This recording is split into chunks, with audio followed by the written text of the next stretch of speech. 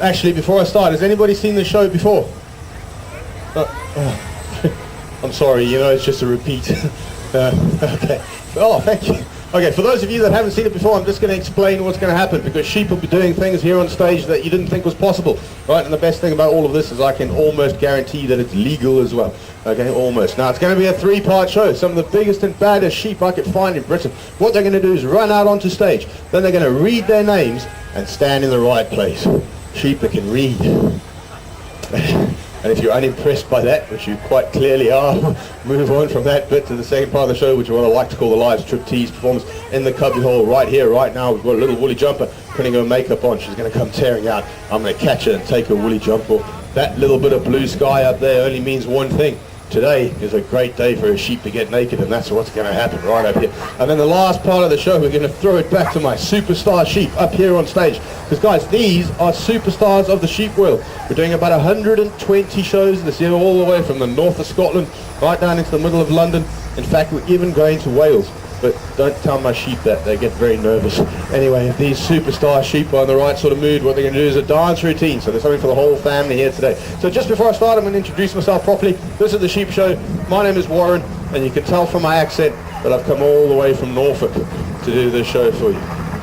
It's not funny, is it? Okay, obviously not originally from Norfolk, although I do live there and love it. Where do you guys think I'm from? Just yell at me. Australia, New Zealand. Actually, I don't mind being called a Kiwi, because some of them are all right. Australians are all different thing. I am in fact South African though, but don't hold it against me. I do know it's quite tricky with the accent, so what I'm going to do is tell you a secret, because it's very easy to tell us apart actually. If you ever get a Kiwi and an Aussie and a South African together and it's got anything to do with sheep, just remember the sheep are always much safer with me. Okay, that's it. I'll let Mom and Dad explain that after the show. Now what we're going to do is start up here with Nobby. He does actually come from Norfolk. But guys, it's a bit of a sad story with Nobby, because he's on what we call a very rare breed list.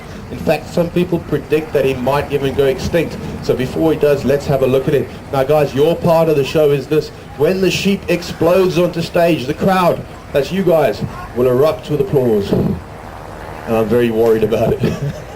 Never mind, let's see how much energy we've got. Please welcome to the stage the first of our superstar sheep. It's the hero of the sheep world, but also the rare breed. Ladies and gentlemen, put your hands together for Nobby, the Norfolk Horn. Coming up, Nobby. There he is. All the way up. Well done, bud. Okay. So, I told you to read his name, didn't I? Yeah, straight up there. Now, what's the first thing you notice about that sheep? Look at the handlebars on that guy. They're impressive, aren't they? Now, do you know why he's got horns? Because they didn't have whistles back then. No, I'm just joking. All right, the only reason he's got horns is because he's an old breed of sheep. Nowadays, when we breed them so they no longer have the horns on. Simple reason for that is this. When you're shearing this sheep, you've got to take his head, this bit here, just to clarify, and put it between your legs. Any volunteers? No, I don't think so. I've got to do Nobby twice here. Sorry, shear Nobby twice here. Both times I don't look forward to that at all, but he takes it in his stride. Now I did say he's a hero to the sheep world, and what I meant by that is this Nobby here, bless him, built a building that you can find throughout the eastern counties. Right, he built the churches, but obviously he didn't do it by holding a hammer, because that's tricky when you've only got two toes. But what he did do is sell the wool on his back.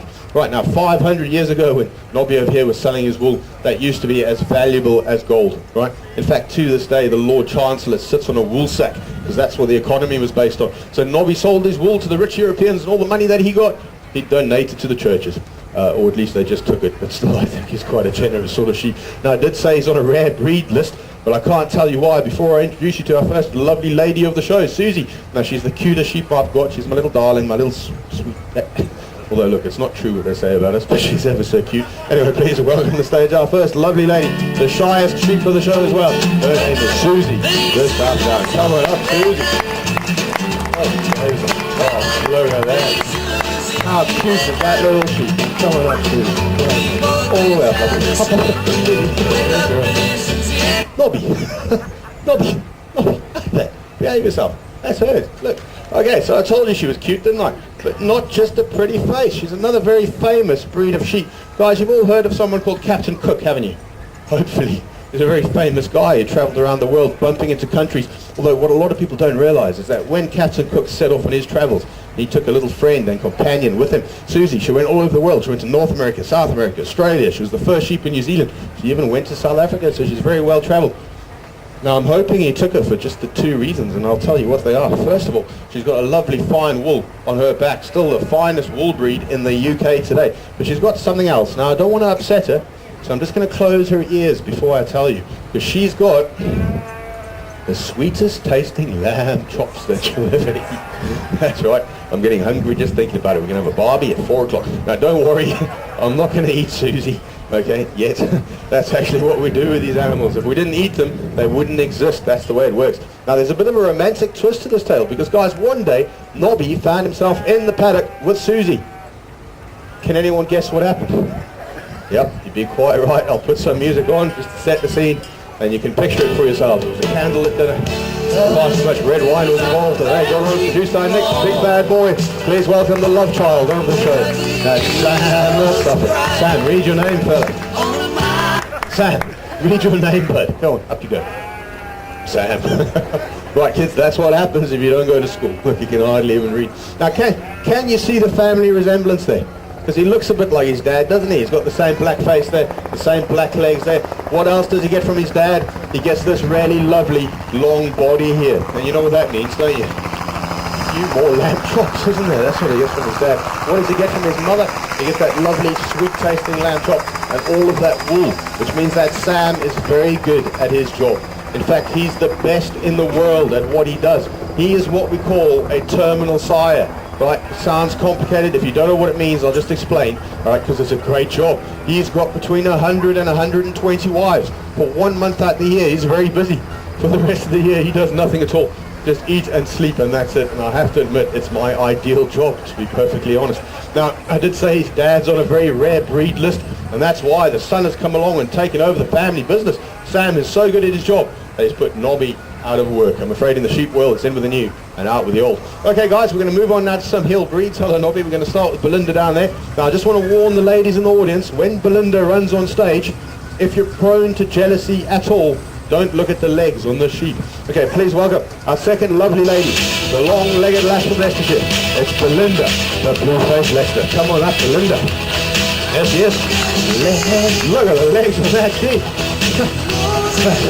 All natural, there's no dieting involved there at all. Now actually, before I tell you about Belinda, guys, I'm going to ask you a question, and I want you guys just to yell at me. I'm looking for 3 things that we get from sheep, but please, nobody say companionship, okay?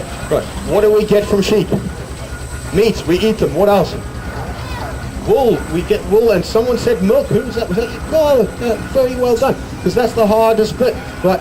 What a lot of people don't realize, around the world today, there are actually more sheep like Belinda being milked than there are cows.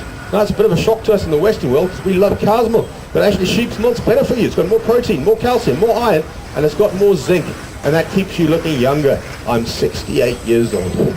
Honestly, I highly recommend the old sheep's milk. It's great as long as you get over the flavour of the stuff. But anyway, what does Belinda do well? All of those things. She's got a lovely fine wool on her back there. She's got those wonderful long legs, which means that there's a great leg of lamb. And most importantly, she's got lots of milk, which means she can really look after her lambs very well. Now, speaking of lambs, we're going to move on to our next sheep there. Belinda's quite fond of him. But guys, before I let Dougal up, I'm just going to explain a few things. These sheep here, you can train in a week to 10 days. It's very quick. This guy here, you're lucky if you ever train him at all. So what I'm going to do is I'm going to put some Scottish music on to try and calm him down. I'm then going to cover the exit there. But if I miss, it's you guys that are in the hot seats. Okay, just be aware. Please welcome the wildest sheep of the show, all the way from the Highlands of Scotland. There's Dougal, the Scotty Banbury. Come on up, Dougal. Not too quickly though, but... Hey, no, look at that. Excellent. Just what I want there. Now, you know what that proves? Look, you can train a Scotsman. Now, what's the first thing you notice there? It's the horns again. But that's not what we like about him. What we like about him is everything else. He's a very hardy breed of sheep. He lives up in that beautiful country, part of the country, the Highlands. Right, he only comes down off the hills a couple of times a year for a bit of a nail varnish and a bit of a haircut, and that's it. The rest of the time, you don't do anything with him. He can handle any weather that the Scottish climate can throw at him. It's a very hardy breed of sheep. Now, guys, just to bring it back to Belinda for a moment. One day, Belinda decided to go up to Scotland for a little bit of hiking. Dougal spotted her after about a 5-mile chase. Belinda gave up. I think she got to the cliff's edge or something. But anyway, they managed to produce our next lovely lady. Now, there are 68 breeds of sheep in the UK today. Out of those 68 breeds, this next girl is by far and away the number one. So let's have a look at her. The number one sheep in Scotland, England, Ireland, and also Wales. And also a pretty woman on the show. It's Martha, the mule. There she is. Your number one sheep. The kind I'd like to eat. That's why she's the number one sheep. She gets the best of both worlds. From her mother, she gets those long legs and all that fantastic wool on her back, although she's recently had a haircut, so she's looking very tidy. But she also gets from her mother all that lovely wool, all that lovely milk, so she's a good mother as well. But from her father, from Dougal, she gets that toughness of a breed of sheep, specifically designed in the UK, for the UK, and your lovely climate over here. Okay, now, what we're going to do is move on to a sheep that's very close to my heart, Lenny down there. But before I let Lenny up, I'd like to take a quick survey. I'd like you guys to put your hands in the air if your motto in life is make love, not war. What, 10 of us? What about the rest of you? No wonder the world's in so much trouble, isn't it? Okay, you're too young for that. Okay, this next sheep to run on up, he's a lover, not a fighter. When you get old enough, it's a great way to be. Is the hippie of the sheep world. So we'll put some sunshine music on. Then you can welcome to the stage the Rustaram, the most laid-back sheep in the world of the show. It's Lenny, the Lincoln Long Wolf. Coming up, Lenny. He's very laid-back, takes his time. Hello, mate. Yeah, there you go. One more big step, bud. Okay. Now, does anyone think that sheep looks familiar? It's a Bob Marley.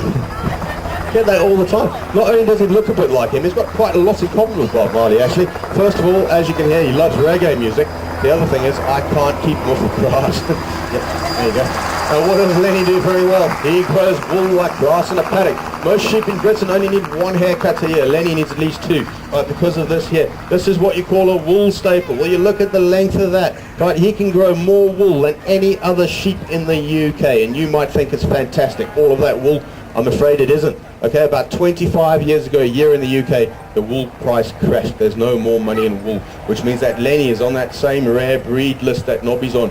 Okay, but unlike Nobby, Lenny was quite clever because he made his way off the island, found his way to Argentina, that's right, Dougal, take some weight off, and Australia and New Zealand, and they love him, so his future is secure, right? There's no reason to worry, bud. Now we're going to move on to some foreign breeds now. We're going to start on that side. Can't really forget about the foreigners. We're going to start on that side with Terry. Comes from a little island in Holland called Texel, but we call the breed of Texel. So I'll put some music on.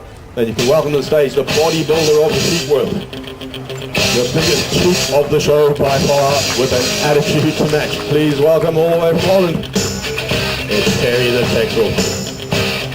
I can feel the trailer shake. Oh, there he is. And will you look at the size of that sheep? And he's built like a brick shed, isn't he? Now what has he got that most sheep in Britain don't have? He's got double muscle on the glutamus maximus, double muscle on the bottom. And what does it mean? Well, it's simple really. There's more meat there, which means there's more money for the farmer. And basically, well, what that means is that Sam over there, if you have a little look at Sam, you can see he's got quite a long face. He's a bit sad. And that's because a few years ago, a year in the UK, Sam was knocked off the #1 breeding male ram spot by the foreigner here. Terry has taken over in that position, and if you look closely, you can probably see why as well. But look, it's not all bad news, because Sam is still #1 in the world, although Terry's catching up on that fast. Okay guys, the last of our 9 superstar sheep is about to run an out. He's another continental breed. He's one of the best sheep out of France, in our opinion. So give a nice big bonjour to our Frenchman, the rather red-faced Rupert, the Rouge de la Red. Coming up, Frenchie. There he is, right on time. Well done. Okay, so he is a bit funny looking, but he's from France. After all. That's what happens if you're not wearing sun cream on a day like today. Actually, not at all. It's perfectly naturally pink. In fact, with the French sheep there, you get another choice. You can get a blue one, a blue domain, another very similar breed of sheep. Now, the colours really are irrelevant. Everything else is great. He's got a lovely big body, which means there's lots of very good meat there. He's got a very fine wool on his back, and they're also a great milking breed. Although, guys, obviously, don't attempt to milk a ram. Stick to the ewes for the milking. Okay, give them a round of applause, please. It's the first part of the show over. Well done. So no bungee jumping there at all.